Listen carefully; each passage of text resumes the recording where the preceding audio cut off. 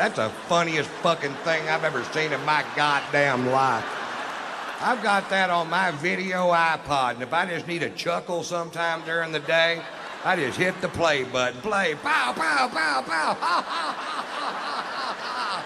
Play, pow, pow, pow, ha, ha, ha, ha, ha. Play, pow. I do that till I come.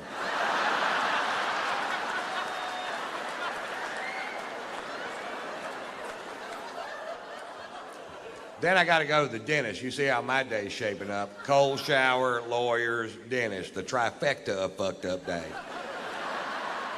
And I couldn't eat because of what I had to do there. So now it's 2:30 in the afternoon. Before I finish this story, will admit that I'm in a foul mood. My mouth is starting to hurt, and I haven't eaten all day, and I'm going to go eat lunch at this place called the Clubhouse. It's at Atlantic Square Mall in Buckhead. And I used to eat there all the time. I live in both cities, and I pull up. Now, all this out here used to be just regular parking, but now the whole thing is valet parking, so you can't just park your car and go get some food. You have to wait for this little prick in a little red truck to wake up. But he isn't going to wake up because he's got on headphones and mirrored sunglasses, and he's looking the other direction, watching these two girls walk down Peachtree Boulevard. And I can tell by the whole scenario that they're not going to be out of his line of sight for 20 minutes. There's nothing going to get in the way. So I'm like, fuck, do your job. And I decided, well, I'll just park the car myself. And the only space I saw was right next to his truck. And I'm going to park the car myself. And then once he sees I'm going to park the car myself, he jumps out of his truck and he gets militant. And he jumps in front of my Range Rover, and he puts his hands on the hood, and he goes, "Nobody parks their own car in this parking lot. I park the cars in this parking lot." Well, I rolled down my window and very politely said, "Get out of my fucking way."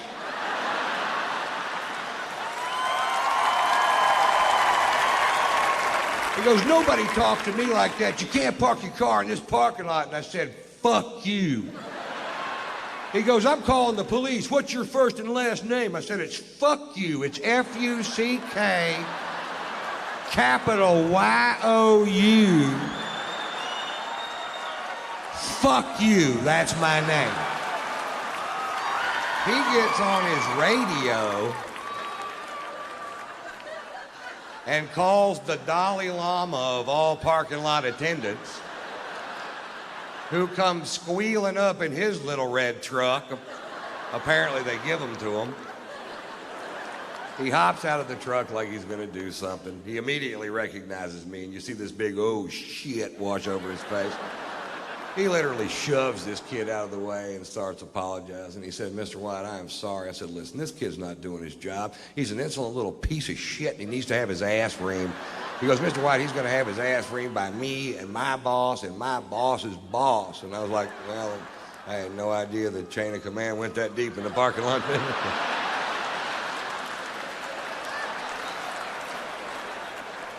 He said, "Mr. White, let us take your Range Rover. We'll wash it for you. We'll fill it up with gas. We'll park it, no charge." I said, "Don't park it here. I don't want this little prick to key it." He said, "We'll park it on the other side." And I said, "Fine." So I go have a nice lunch and take more pain pills. Getting a little better mood. Just had my gums scraped, you know.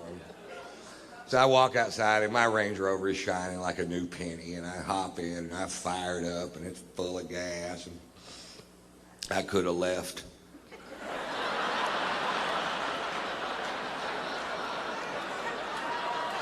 But instead, I drove back over there where that kid was. I rolled down my window, and he rolled down his window, and I went, "How'd that work out for you? Pretty good?"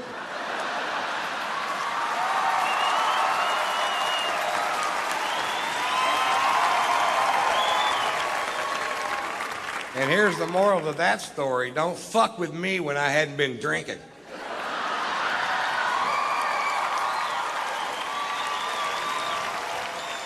Pulitzer Prize-winning author Norman Mailer died last year at the age of 84 years old. For the last 60 years of this man's life, he drank to excess every day. He was married 6 times. He smoked pot. He stabbed his second wife. And I've never read one of his books, but I got to tell you, I'm a huge fan.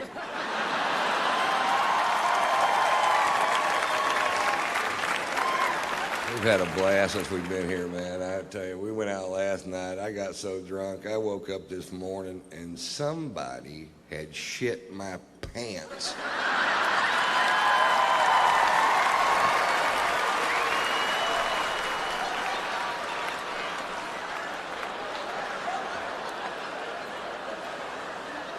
I don't know who it was, but I know he eats corn.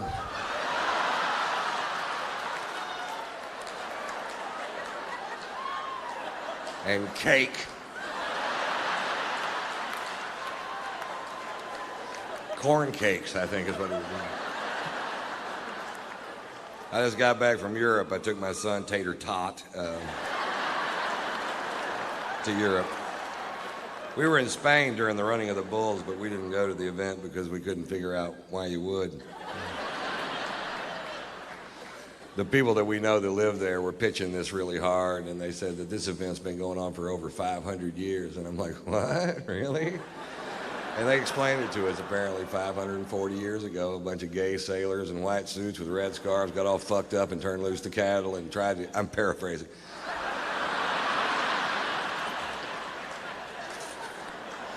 They got all fucked up, tried to get out of the way and couldn't, and it ended up, the town was such a borehole that compared to everything else that was going on there, this seemed like fun, and they kept doing it for 540 years. And like, I still don't want to go.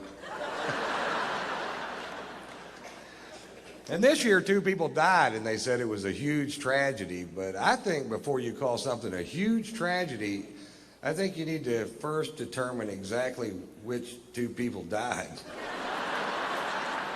Maybe it was 2 people we didn't need. They weren't very bright, I can tell you that for sure.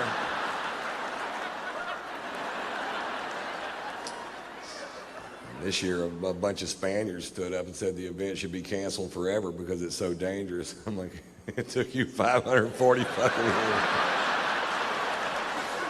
Hey, fuck that, man. Have 2 a week. We changed the name from the running of the bulls to the thinning of the herd.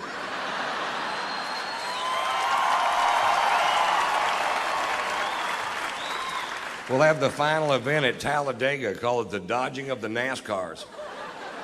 You ready? Go. Vroom, pop. They're quick, aren't they? You might want to turn your wipers on, Dale.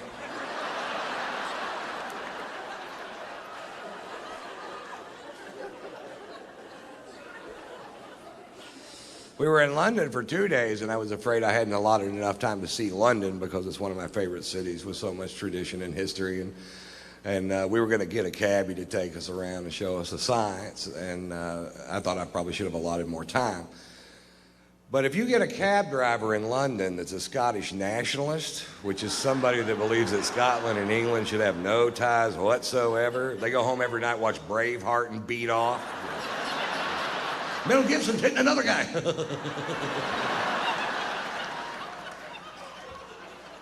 If you get a Scottish nationalist for a cab driver in London, you can see that city in about 10 minutes. I wouldn't go to Buckingham Palace if they paid me. I changed out my guards just for pussies and what it is.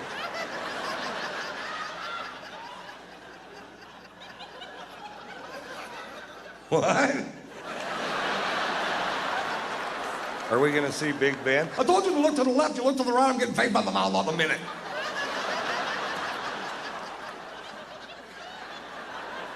What?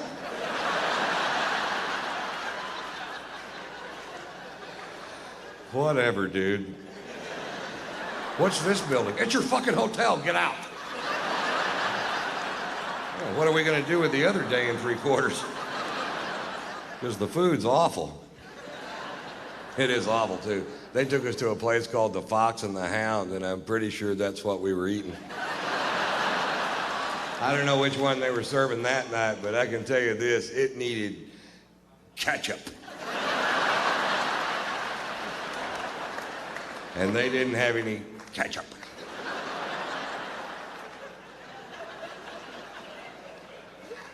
I wanted to take my son to see St. Paul's Cathedral, the 2nd largest cathedral in the world, and it was closed because the next day was the Queen's birthday.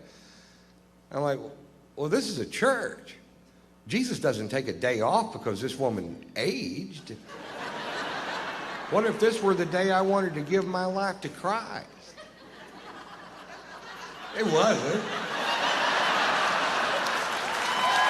But what if it would have been? I'd have been screwed, that's what.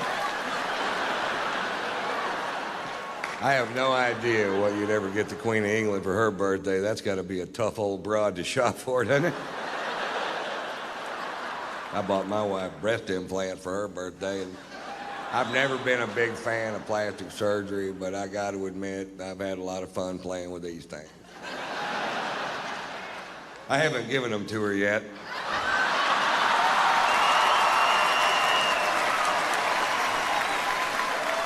I just keep them on my tour bus and just rub them in my face. I'm glad they clean up easy.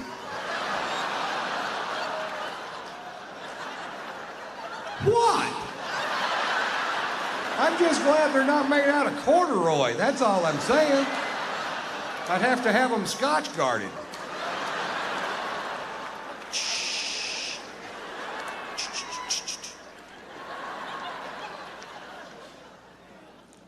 I find it a little ironic that the product that I use to keep from ruining my sofa should I spill my drink on it is actually called Scotch Guard.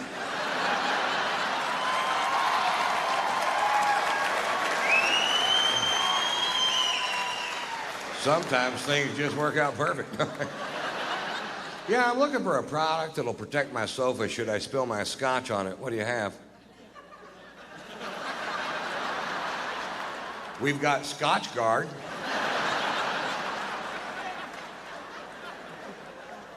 Yeah, let's go with that. Do you have Vodka Guard? How about Sperm Guard?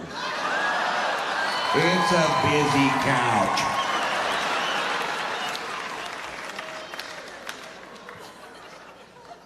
I found out when I got back from Europe that I was being sued by a paper plant. That's what the lawyers are for. I don't know if you've ever driven by a paper plant, but the byproduct of the manufacture of paper in this country is a stench so foul it will knock you to your ever-loving knees. Crown Paper in Houston, Texas is suing me because I said on stage in Houston, Texas that Crown Paper was making the town stink. Like I let some big cat out of the bag. Oh, we didn't know it stunk till you brought it up, Ron. Come to think of it, it smells like a hard-boiled egg fart in this town. Is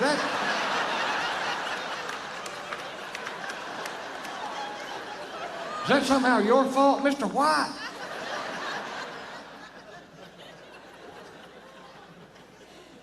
The reason I brought it up, I'm from Houston, and as a child, I lived literally in the shadow of this paper plant.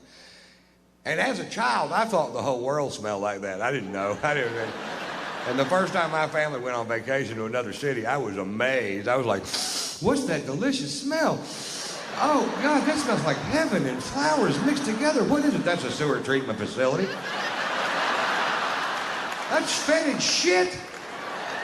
You should bottle that, send it to Houston. People can rub a little under their nose, walk right by that paper plant without throwing up their fucking lunch. And we found a new use for fetid shit. I think we all win.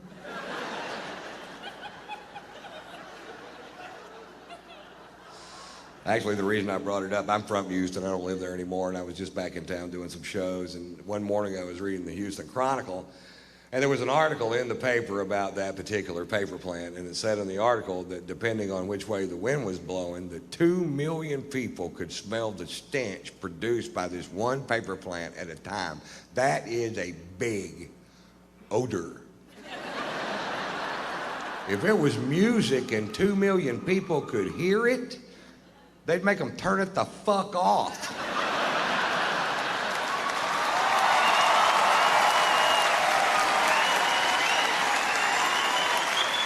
Because it's a smell, it's okay? No, it's not okay. Cops tell them it's a drug place, and the cops will come fuck with me. That's pretty fucking funny. Then they were on the news in Atlanta, where I live. Both of these assholes live on the news going, Ron White is out of control. He gets drunk on his plane. He smokes pot on his plane. He has sex on his plane. I'm like, this is my plane we're talking about, right? Not like I did that shit on a Delta flight, for fuck's sake.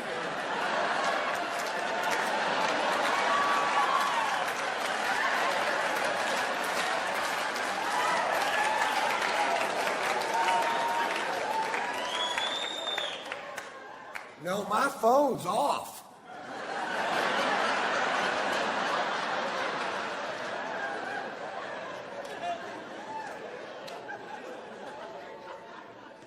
My wife got pissed at me when I got busted with that weed, and she smokes pot. What the fuck is up with that? I come home, she goes, you smoke too much pot. I said, oh, let me get this straight. You smoke the correct amount of pot.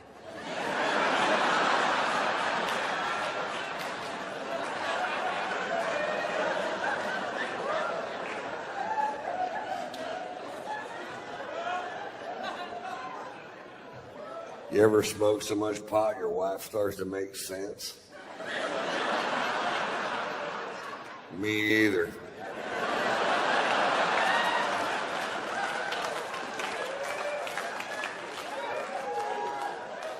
I have this reoccurring dream that my wife gets run over by a bus. Does that make me a bad person? I'm driving the bus.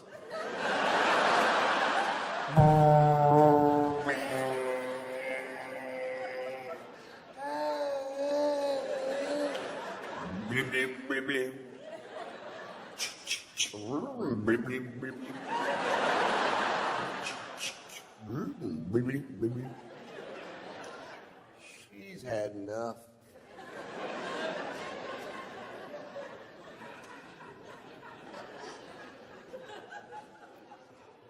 Early last year in Florida, at SeaWorld of Florida, an animal trainer was killed by a killer whale. Huh?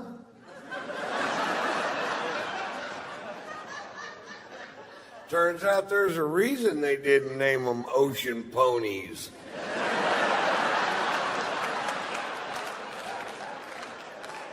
Some things are exactly as they seem, folks. Killer whales kill. Pilot whales wear dark sunglasses.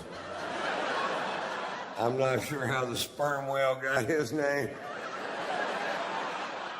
but I'm not getting in the pool.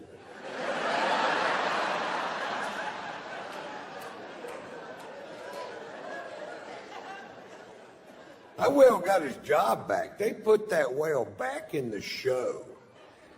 Now, when I first saw it on the internet, I mean, this will be world news. It wasn't even news at all. They put the whale back. This whale killed 3 people. This is a serial killer whale. And he got his job back. If that would have happened at SeaWorld in Texas, that whale would have gone straight to the fucking electric pool.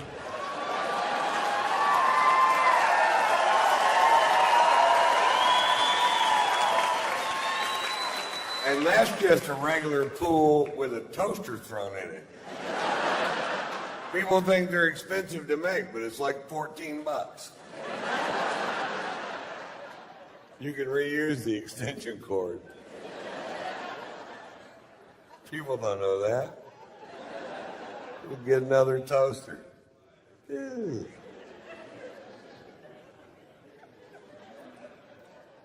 They busted a sushi restaurant last year in L.A. selling whale, and they fined them $200,000. And that is so fucking wrong, man. To take a 50,000-pound majestic animal and serve it up 2 tiny slices at a time. Are you fucking... Oh, that's good. Got any more? Shit, yeah, we do. We have a shit road.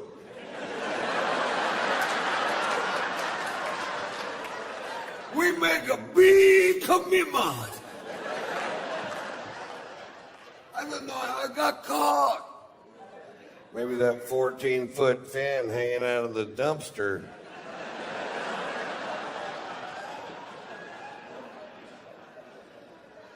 I should have cruised the rig.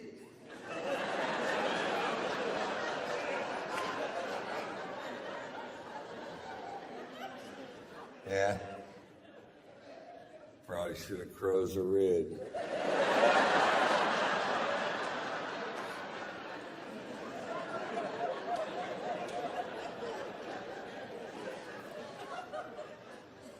I live in Atlanta half the year, and last summer in Atlanta, an idiot teenager was decapitated at a major amusement park in Atlanta on a very famous roller coaster. And now what I thought happened was he was on the ride, stood up, and got his head cut off. That's not what happened.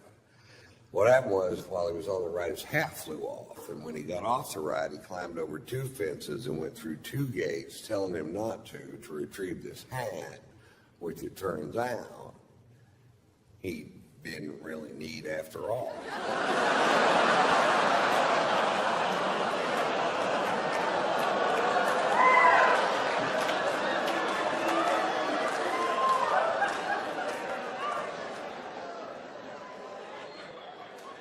Wow, that story is dripping with irony, Mr. White.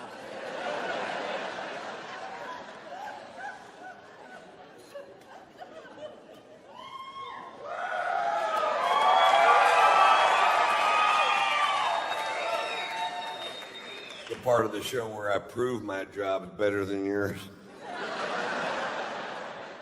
Cheers, you guys are fantastic. Thank you so much for coming out on Saturday.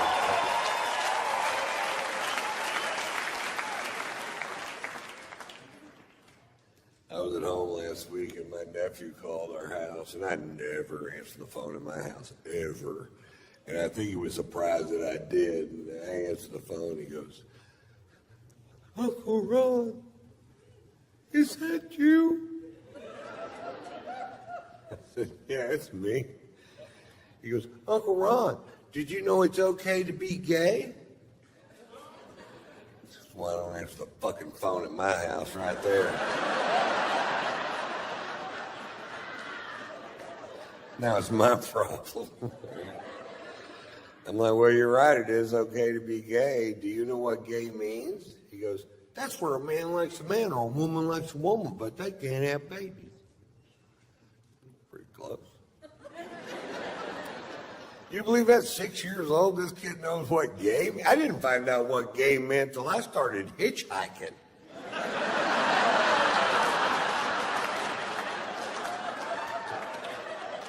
I wrote a book, 7 Silly Secrets Truckers Just Don't Want You to Know.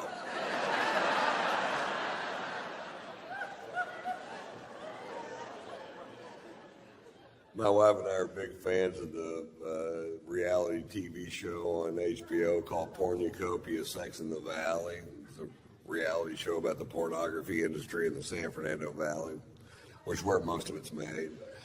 And we bought the first season because it's fucking hilarious. And this one episode was about guys that were straight porn stars, but they were doing gay porn because it pays 5 times the money. And they're interviewing this guy, and he goes, yeah, I was in a scene yesterday with 5 guys at the same time, and I'm not even gay. I was like, you're gayer than I am.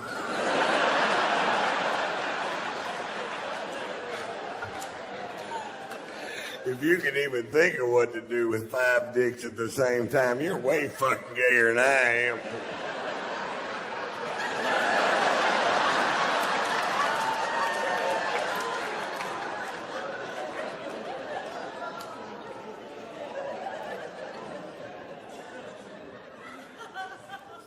This is a gay part of my show. I was having dinner the other night with this CBS executive, and who I've known for years. Great fucking dude, man. And he's gay, and I've never said a word to him about being gay. I just knew that he was. And we're having dinner in Beverly Hills and talking about a potential show.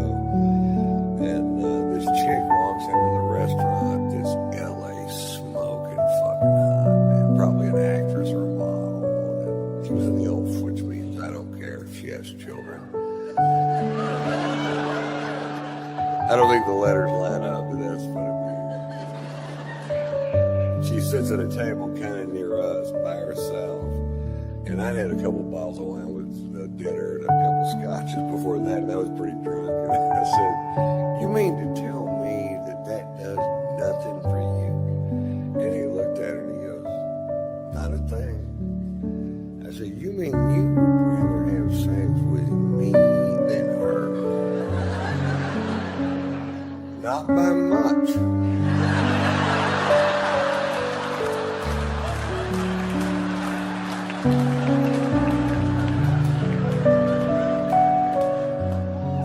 What if I lost some weight? I'm doing yoga and I'm eating ham-free carrot cake. My dick has ears.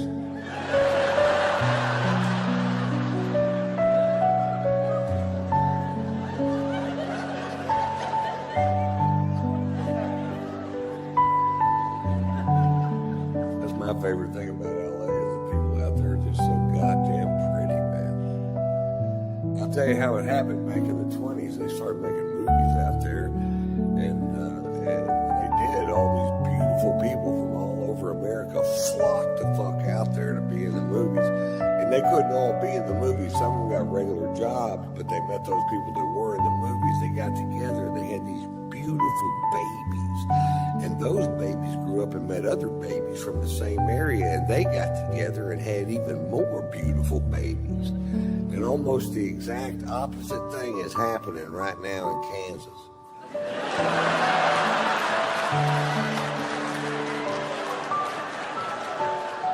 Kansas is full of ugly quitters. Have you ever been there? It's true. Those people that live on the fucking West Coast, their forefathers got on the Oregon Trail and fought hardships you and I can't even dream of, with starvation and weather and crossing the Rocky Mountains. Not those people in Kansas. Their forefathers got on the Oregon Trail, St. Louis, Missouri. They got to Kansas and fuck it, I'm staying here.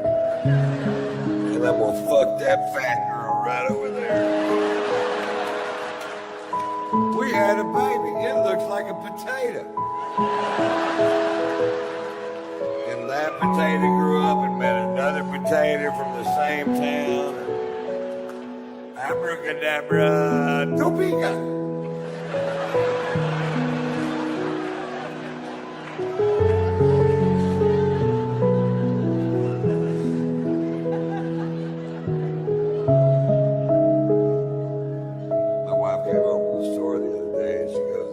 Produce department today, and this guy told me I was beautiful.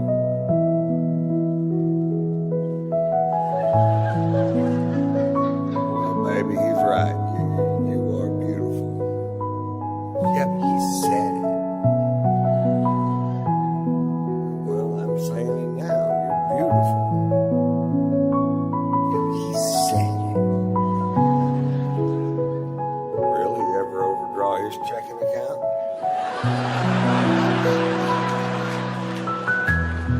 You ever drive his brand new Mercedes straight through the fuck garage door? That ever happened to that guy? It happened to me, and I think you're so hot, I fuck you anyway. And if you're one of these guys going around to grocery stores telling married women they're beautiful, hey, fuck you. Kill your own chicken, you mother. Kill it.